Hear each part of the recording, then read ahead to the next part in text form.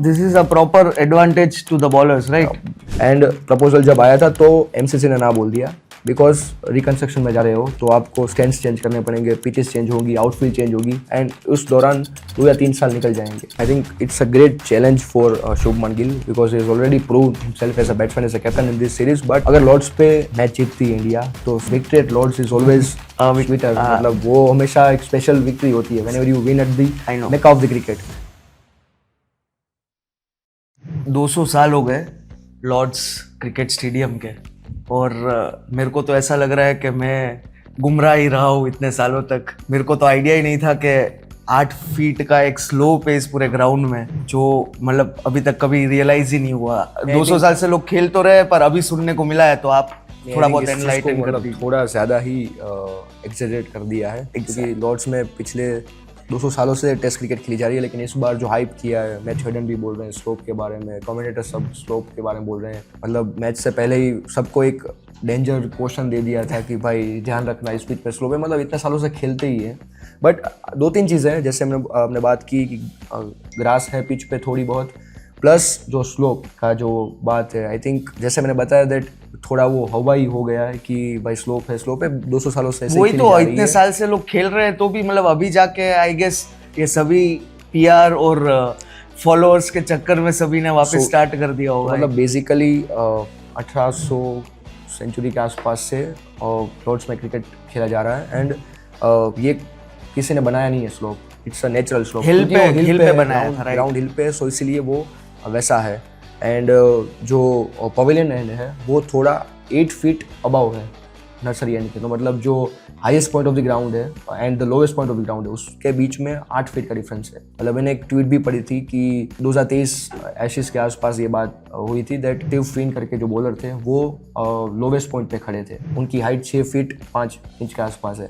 And जो दूसरे कोई प्लेयर होगा, मतलब जो जिनकी हाइट कम होगी, मान लो बेन डकेट, मतलब अगर वो नीचे झुक जाए तो उनको स्टीव फिन की आँख ही दिखेगी सिर्फ. तो मतलब इतना डिफरेंस है बेसिकली. हम देखें तो 8 feet is too much. Exactly. And वो पिच पे भी दिखेगा, पिच तो भी थोड़ा स्लोप पे है. यू सी अगर आप पवेलियन एंड से बॉलिंग डाल रहे हो, ठीक है, तो बॉल थोड़ा अंदर आएगा. If you are bowling to a right handed batsman and if you are bowling from a nursery end, तो मतलब ये तो like this is a proper advantage to the bowlers, right?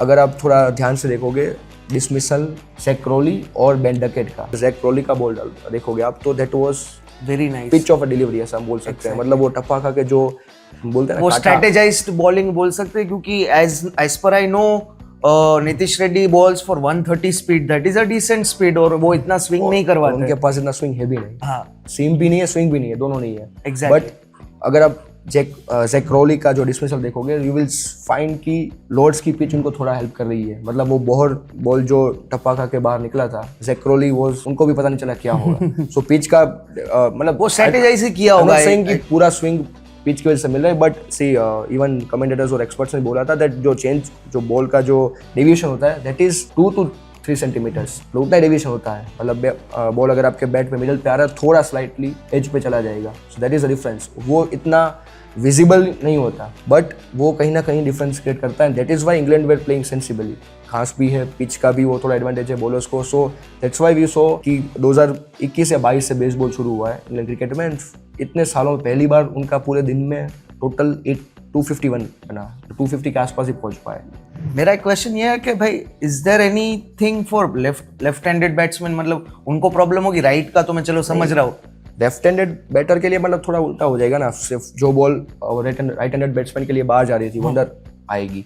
Basically if you see this is the ball by Bumrah, ये 81.4 over से पे डाला है. मतलब this was bowled from the nursery end से. जैसे मैंने बोला नर्सरी एंड से अगर बॉलिंग डाल रहा है कोई भी बॉलर, तो राइट हैंडेड बैट्समैन के लिए बॉल बाहर जाएगा.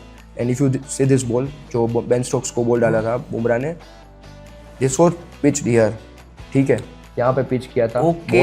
एंड वो यहाँ पे जाके लगा है, almost going through the leg stump.